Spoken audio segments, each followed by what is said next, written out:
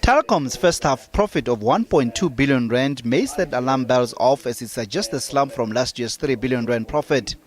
But when excluding last year's 2.2 billion rand gain from medical aid benefits for retired employees and retrenchment costs, Telkom's normalized profits for the first half of 2013 stand at about 791 million rand. This compares favorably with a normalized profit of 1.4 billion rand in the first 6 months of this year.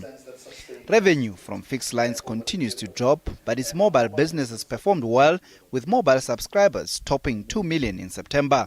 Fixed voice is a legacy business. It's really under pressure. So we see that, we recognize that, and we're doing the best we can to mitigate that. Mobile has had an exceptional performance. Their EBITDA improved by more than 50% over the same period last year. And the issue for us going forward is how do we get some of the growth nodes in Telkom coming up fast enough in order for them to substitute the decline that you see in fixed voice. Telkom says just over 400 managers were retrenched this year, with voluntary early retirement and severance packages costing the company 325 million rand. Africa's largest landline operator has been on a drive to cut costs to help offset stiff competition from mobile operators.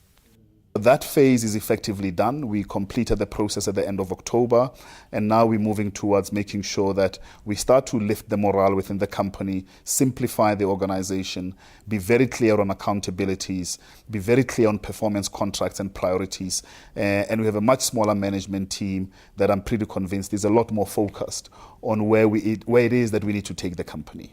The company says it plans to pay a dividend in the current financial year, but that's only if it can repeat or better the first half performance for the remainder of the year. Luta Matlogelwa, SABC News, Johannesburg.